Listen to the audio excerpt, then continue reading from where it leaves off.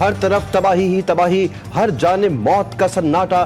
دنیا کی سب سے بڑی سپر پاور آگ کے سامنے بے بس، ہزاروں فائر فائٹرز، جدید ترین مشینری بھی بیکار۔ ہر طرف شعلے ہی شعلے، دھوئیں کے بادل۔ لاس اینجلس کے جنگلات میں لگی آگ ہر شے کو مٹانے لگی۔ ہر گزرتے لمحے مزید نقصان میں اضافہ۔ اب تک $160 ارب ڈوب گئے، ہلاکتوں کی تعداد 24 ہو گئی، کئی افراد تاحال لاپتہ۔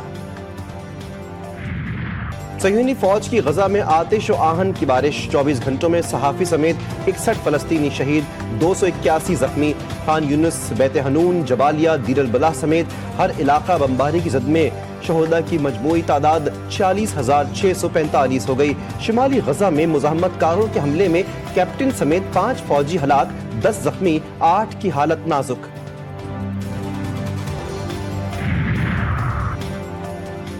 غزہ جنگ بندی معاہدہ آخری مرحلے میں پہنچ گیا۔ معاہدے میں ان تمام آپشنز کو رکھا گیا ہے جو ایک مناسب حل کی طرف لے کر جائیں۔ قطری ترجمان وزارت خارجہ ماجد انصاری نے کہا کہ کافی پیش رفت ہوئی ہے، لیکن جب تک کوئی اعلان نہیں ہوتا کچھ نہیں کہا جا سکتا۔ اسرائیلی میڈیا کے مطابق اسرائیل پر ہر خاتون فوجی کے بدلے 50 فلسطینی رہا کرنے پر تیار۔ پہلے مرحلے میں اسرائیلی فلاڈیلفی کوریڈور سے بھی دستبردار ہوگا، دوسرے مرحلے میں تمام قیدی رہا، آخری مرحلے میں غزہ کی تعمیر نو اور حکومت سازی پر کام ہوگا۔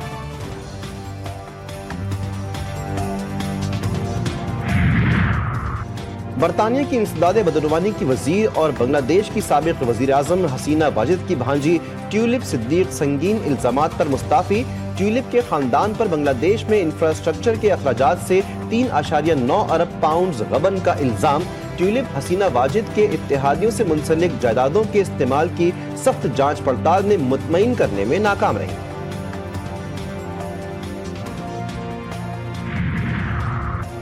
کراچی کے علاقے قائد آباد میں مکان کے واش روم سے بچے کی لٹکی ہوئی لاش برآمد، شناخت 14 سالہ سفیان کے نام سے ہوئی۔ پولیس کے مطابق متوفی بچہ علاقہ کونسلر احمد بادشاہ کا بیٹا ہے۔ والد کے مطابق بچہ اسکول سے آ کر کپڑے بدلنے بیت الخلا گیا اور گیٹ لاک ہوا۔ کافی دیر بعد گیٹ کھول کر دیکھا تو بچے کی لاش بیت الخلا کے فرش پر پڑی تھی۔ کراچی کے علاقے کورنگی اور نارتھ کراچی میں پولیس مقابلے، کورنگی میں فائرنگ کے تبادلے میں 2 ملزمان زخمی حالت میں گرفتار، ملزمان سے 2 پسٹل، مسروقہ موبائل فونز اور نقد رقم برآمد۔ نارتھ کراچی سیکٹر 5B3 میں شاہین فورس کا مبینہ مقابلہ ہوا، فائرنگ کے تبادلے کے بعد زخمی سمیت 2 ملزمان گرفتار، ملزمان سے اسلحہ، موبائل فونز اور موٹر سائیکل برآمد۔ مبینہ مقابلے میں پولیس اہلکار معمولی زخمی۔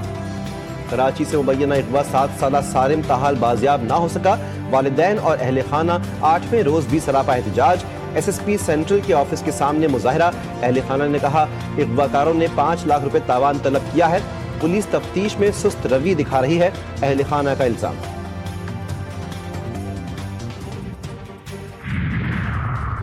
کراچی کی سڑکوں پر خون کی ہولی جاری، لیاقت آباد سپر مارکیٹ کے قریب ٹرک نے موٹر سائیکل سوار کو رون دیا، حادثے میں متوفی حسین بخش جاں بحق، حادثے کے بعد ڈرائیور فرار، پولیس نے ٹرک تحویل میں لے لیا۔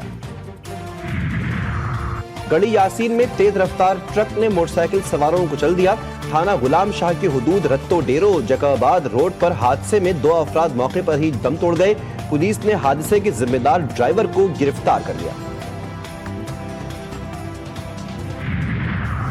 مذاکرات کامیاب ہوں گے یا نہیں، حکومت اور اپوزیشن دونوں ہی کشمکش میں۔ مذاکراتی کمیٹیوں کا تیسرا اجلاس آج ہوگا، اسپیکر ایاز صادق صدارت کریں گے۔ اجلاس دن 1:30 بجے پارلیمنٹ ہاؤس کے کمیٹی روم میں ہوگا۔ پی ٹی آئی نے جیلوں میں بند پارٹی رہنماؤں کی رہائی اور 9 مئی 26 نومبر پر جوڈیشل کمیشن بنانے کا مطالبہ کر رکھا ہے۔ اختلافات ختم، مذاکرات کامیاب ہونے کی امید، chairman P T I barrister Gohar کہتے ہیں مذاکرات ملکی سیاسی نظام کے لیے بہتر ہیں، بانی پی ٹی آئی آگ لگانے کے لیے نہیں باہر آئیں گے۔ جوڈیشل کمپلیکس کے باہر میڈیا سے گفتگو میں ان کا مزید کہنا تھا 4 ماہ کے اندر مینڈیٹ پر فیصلہ کیا جائے، عدالتی فیصلے کا تعلق مذاکرات کے ساتھ نہیں ہونا چاہیے۔ نیشنل ایکشن پلان دینی مدارس کے خلاف ہے، اسے کیسے قبول کر لوں؟ مدارس اور علماء پاکستان کی وحدانیت کی جنگ لڑ رہے ہیں۔ جے یو آئی سربراہ مولانا فضل الرحمان کا وہاڑی میں خطاب، کہا کہ ملک میں تعصبات پیدا کرنے والے علماء نہیں سیاستدان ہیں، جذباتی ماحول میں ہماری معقول آواز بھی پسند نہیں آتی۔